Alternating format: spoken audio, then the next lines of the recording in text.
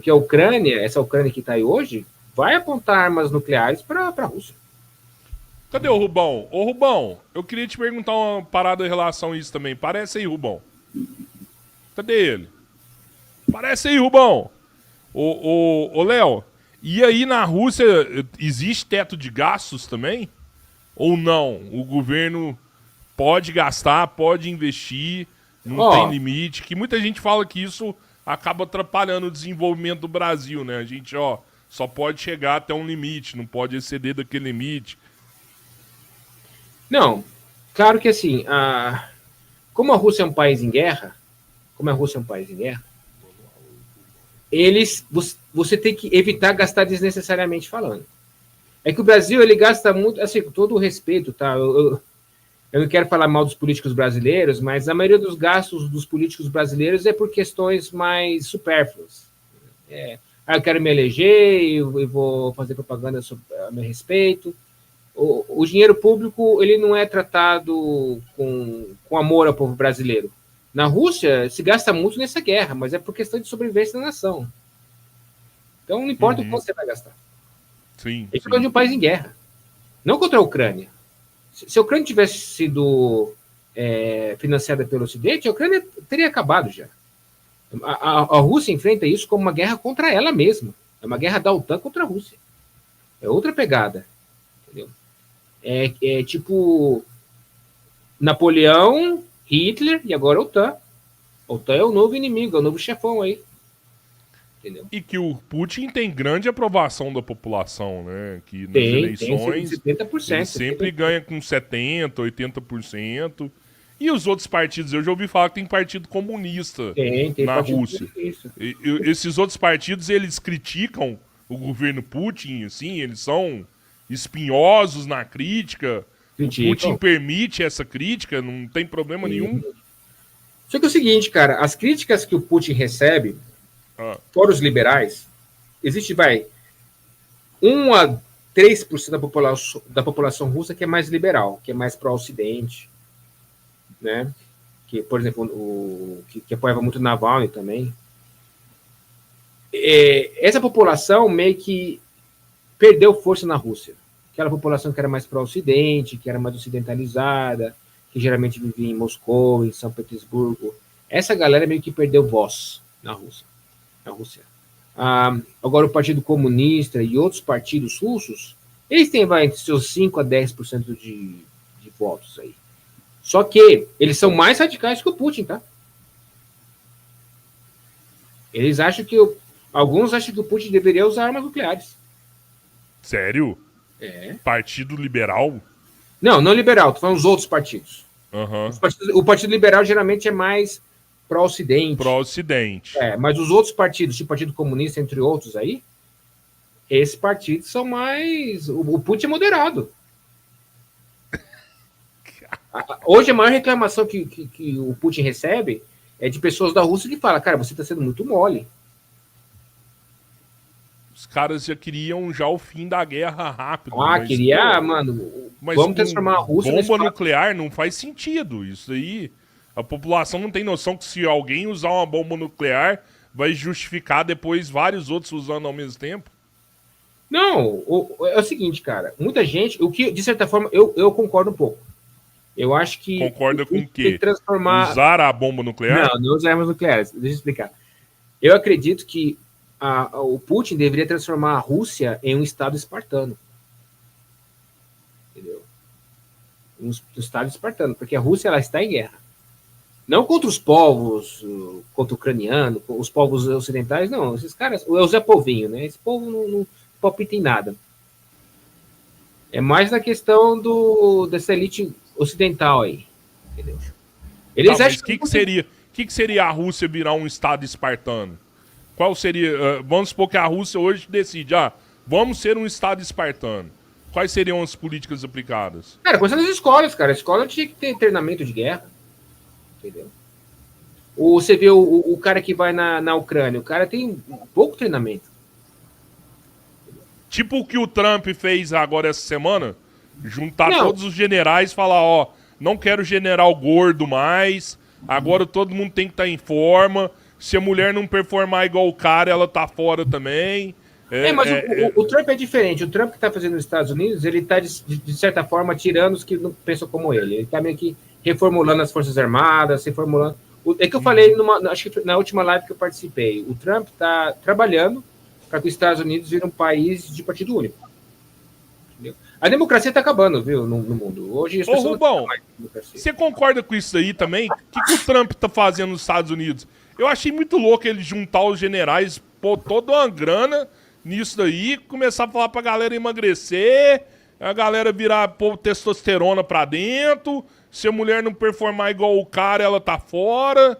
E aí, como é que você analisa isso daí? Parece uma medida louca e desesperada, cara. Olha, ela pode ser uma medida louca e desesperada, mas é o seguinte, é uma coisa que a gente faz normalmente na vida da gente. Você vai no médico, e o médico fala assim, sua glicose está alta, você tem que melhorar. Você volta no médico, sua glicose continua subindo. Você volta de novo, a glicose continua subindo. E o médico vai te avisando. Chega um momento que o médico fala assim, vem cá, ou você continua assim ou morre, então a gente corta a sua perna. Porque você chegou a esse estado. Não fui eu que te dei o diagnóstico, foi você que chegou a esse estado. O diagnóstico dos Estados Unidos é fácil de você mostrar.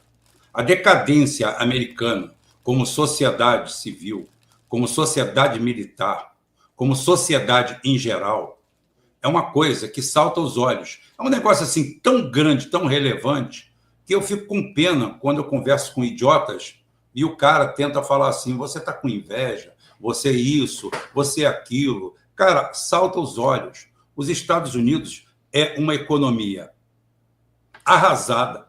O povo americano é o primeiro da fila para sofrer na mão dos seus próprios dirigentes. É o primeiro da fila. O povo americano sofre demais. O que ocorreu?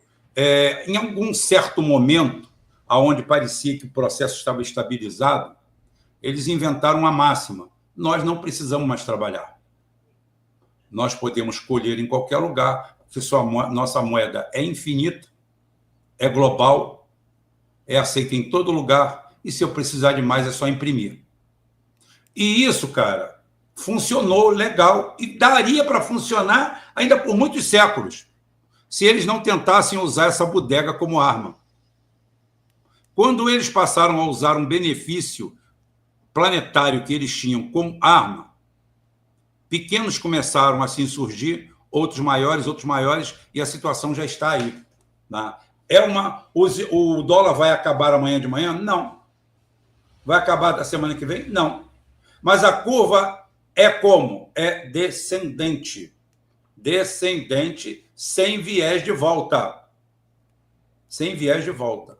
O que ocorre? Não há capacidade. Todos os países que cresceram e se tornaram economias independentes nos últimos 50 anos são regimes baseados na autocracia. O regime democrático faliu. Faliu porque mostrou falhas imperdoáveis, que elas funcionam muito bem no campo da teoria, na conversa fiada, na retórica, na salvaguarda que não existe. O que acontece?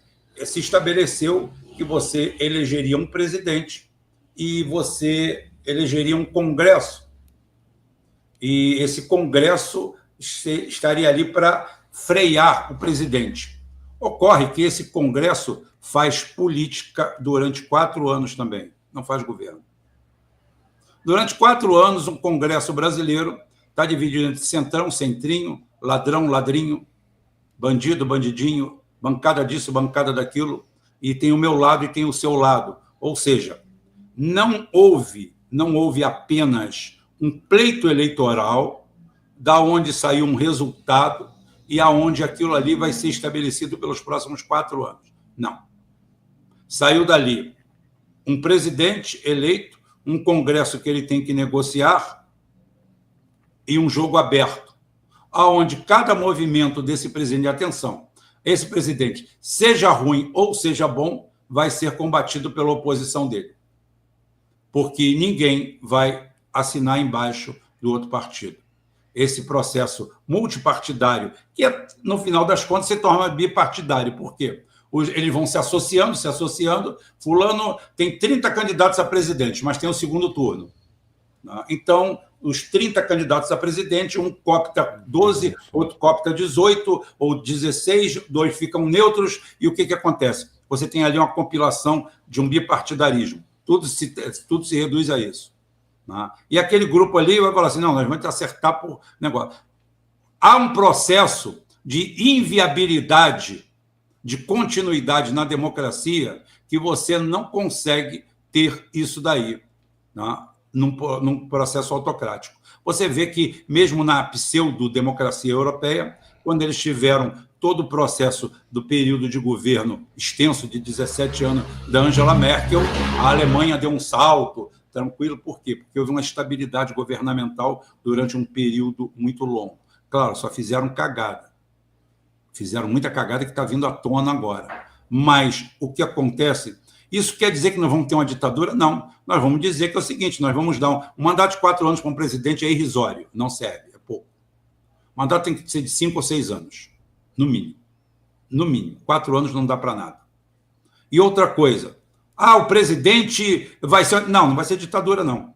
Mas ele vai ser um autocrata, você vai ter que acreditar no projeto dele por 4 anos, por 5, por 6. Depois você tira ele. Você pode fazer a eleição. A eleição pode ser um pleito direto, sem problema nenhum. Esse processo de eleição está tudo certo. Mas esse processo de composição cameral em oposição ao executivo, esse processo corrói de tal forma que o governo Trump está arriscado a acabar antes de começar.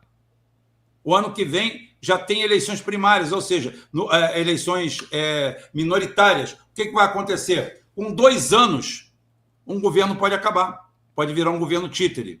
E quem ganha com isso, quem perde com isso? Quem ganha com isso são os seus parceiros ou concorrentes estrangeiros. Quem perde com isso? O seu povo. Toda a situação, porque tudo se reduz. A gente vê isso aí muito claramente nessa briga de caprichoso e garantido no Brasil, onde uma renca de pessoas se idiotizam e passam a torcer pelos seus candidatos como se fosse sua vida, sempre encobrindo os erros do seu, maculando os acertos do outro, e nada disso daí colabora ou corrobora para um Brasil melhor. O meu candidato fez uma cagada. Meu candidato fez uma cagada. Não, ele não fez uma cagada, ele estava certo, e ele está certo em fazer isso mesmo. Quem faz cagada é o outro. O outro fez um acerto lá, é um acerto, mas nós vamos derrubar. Porque isso daí vai contra o meu pensamento, não vai contra nada. Virou uma quermesse, virou uma briga de arraiá, virou uma disputa, virou uma fraude, virou uma farsa. A democracia no desenho que nós temos hoje acabou. Acabou. O sistema, qual é o melhor sistema do mundo hoje? É realmente o que o Trump... O Trump está querendo, com uma curva muito longa, muito arqueada, dizer e confessar que a China tem o melhor sistema de governo do mundo. Porque a China, você escolhe ser engenheiro, escolhe ser médico, ou você escolhe ser um homem público. No homem público, você vai começar com 18 anos trabalhando lá naquela vilazinha lá, e você pode chegar à presidência, como chegou Jinping. A história de Jinping é essa que eu acabei de falar. A história de todos os presidentes chineses está nesse inteirinho aqui. O cara passou por toda... É como se fosse o serviço militar. O cara entra lá como aspirante, né? E ninguém vai de aspirante a general em 4 meses ou em 4 anos. Ele tem que passar pelos outros cargos. Tem que passar. E é assim a escalada até o cara chegar... Quando chega a eleição presidencial, lá no comitê central, a eleição lá é indireta, a americana também é indireta. A eleição americana também é indireta.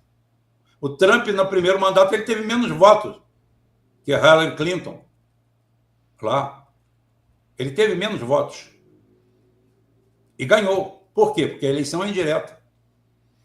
O problema disso aí, Rubão, é que a gente tem uma população influenciada por Hollywood que se recusa a reconhecer que a China venceu. Metade dos brasileiros, ou mais, se recusam a reconhecer que a China venceu. Não, e a China mesmo não se considera vencedora em nada, gente. A China é pragmática, a China continua na dela. A China não venceu nada. Ela venceu, bom. Não venceu. Em comparação aos outros, ela venceu. Não, mas esse conceito de vencer e perder é ocidental. É uma doença ocidental. É uma doença ocidental. A China está vivendo. A China está fazendo o melhor para o seu povo em direção a algum ponto. Esse conceito de vencedor e perdedor é um conceito americano de final de basquete. Tá? O americano é que botou isso na cabeça da gente, que a gente está sempre vencendo ou perdendo. Você está vivendo, existem sobressaltos, existem coisas. O Léo acabou de falar aqui da União Soviética, de coisas maravilhosas e coisas muito ruins. Eles foram fazer um projeto de agronegócio e acabaram com o Lago Baikal.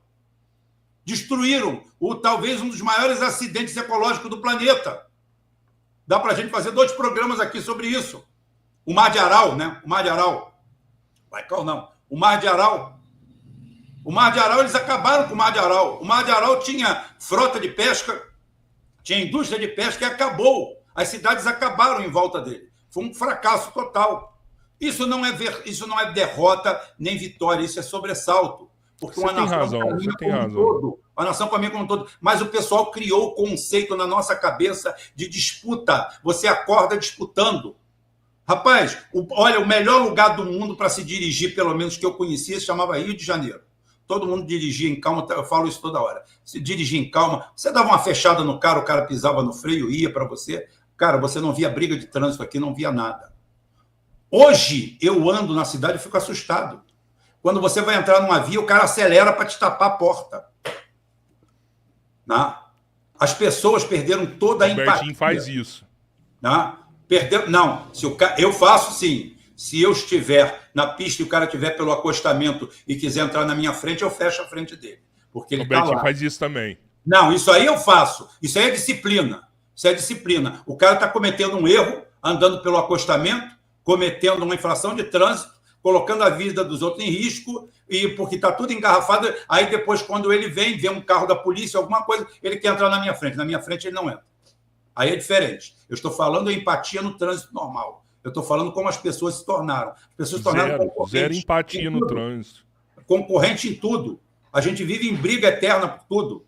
Porque esse conceito americano foi colocado na cabeça das pessoas. E outra coisa, 70% do povo brasileiro quer acordar amanhã e viver. Esses 100% de que você está falando não são nem 20% da população. Porque 80% da nossa população não sabe de nada, não sabe o que está acontecendo, está com raiva de tudo, está puta com tudo, está revoltada, resignada, está na merda, está na vala, não sabe. Quando você fala opinião profissional. É a turma que anda por aqui. Ou seja, vamos dizer que nós temos 20% de pessoas que se dedicam ou acham alguma coisa na política e fazem esse negócio aqui. Porque 80% da população não quer saber de nada. Ele quer acordar amanhã. O sonho dele era acordar amanhã num Brasil melhor, mas vai acordar num Brasil pior. Ô, Rubão, e você concorda com essa parada do teto de gastos aí que eu estava conversando com o Léo? Você acha que no Brasil o Haddad tinha que remover esse teto de gastos? Tinha que ser uma bandeira defendida pelo governo Lula, acabar com o teto de gastos? Rapaz, o governo Lula é um dos governos mais farsantes da história. O governo Lula, ele toma uma medida e bota os próprios membros do governo para falar o contrário. Isso quando o Lula não vem a público fazer isso. Olha só, o governo Lula perdeu toda a sua legitimidade quando, há 1 ano e pouco atrás, acusava toda a estagnação econômica brasileira nas costas do Campos Neto, que mantinha o Brasil às escorchantes juros de 10,5% ao ano. Eles pegaram um tal de Galípolo, que eu não sei se ele era varredor, faxineiro, tá? Ou fazia cafezinho lá na Faria Lima, e colocaram esse sujeito lá. De lá para cá, a taxa brasileira é 15%. A última manutenção é um dos maiores assaltos da história. E o povo está aí, não sabe de nada. O rentismo mata qualquer tipo de empreendedorismo, mata qualquer tipo de investimento, seca o país, E os Estados Unidos, por exemplo, está revendo as suas taxas escorchantes de juros, que a população americana não está aguentando, pela falta de investimento por tudo, com 4,5, 4,9 de juros. 4,5, 4,9. Aqui é 3 vezes isso. Você sabe quanto que custa? Você sabe quanto que custa o judiciário americano inteiro? Valor nominal, boca de caixa, pago em dinheiro, ele custa 10 bilhões de dólares. 10 bilhões de dólares. Para uma população que é 60% maior que a brasileira. Eles têm 350 milhões de habitantes. Eles têm um PIB, no mínimo, PIB real, PIB, poder de compra, 10 vezes maior do que o nosso. 10 vezes. 10 vezes maior que o nosso, 60% a mais de população, e o nosso judiciário custa 30 bilhões de dólares. O nosso judiciário tem um valor maior do que 90 países do mundo. Ou seja, quase 50% dos países têm um PIB menor do que o judiciário brasileiro. Qual o país mais famoso? Quais são os 2 países mais famosos e falados do mundo ultimamente em relação a nacionalismo? Vou responder: Burkina Faso e El Salvador. Ambos têm um PIB menor do que o judiciário brasileiro. Para apresentar falcatrua, roubo, desvio, canalice, juízes ganhando o que querem dentro de uma sociedade que não tem regras. Se você acha que está bem, que está vivendo bem, quem sou eu para falar o contrário? Se o cara consegue normalizar isso tudo, o cara consegue normalizar 47 mil homicídios, 75 mil desaparecimentos e falar ainda com empatia em torno do crime, qualquer lugar do mundo já estaria pedindo medidas extremas, forças armadas e a varredura imediata. Você imagina se metade de Moscou estivesse com barricadas na mão do tráfico? Você imagina o que as Forças Armadas, o que o governo da Rússia faria? Com gente armada de fuzil, assodando o povo, no meio da cidade, a 1 quilômetro do Palácio Presidencial, que é o que acontece no Brasil. O cara de fuzil em punho. O que o cara ia fazer? Você acha que alguém ia pegar o Código Penal e ia ler alguma lei para esses caras? Ou iria lá e iria fazer o que fosse necessário para o restabelecimento da ordem, que é assim que funciona no Estado? Vai escutar papo de Marcelo Freixo, de Chico Buarque, de Gilberto Gil, dos identitários, desse bando de universitário vagabundo que estão acabando com a universidade brasileira? Essa turma que vai ser ouvida? Vai fazer o quê?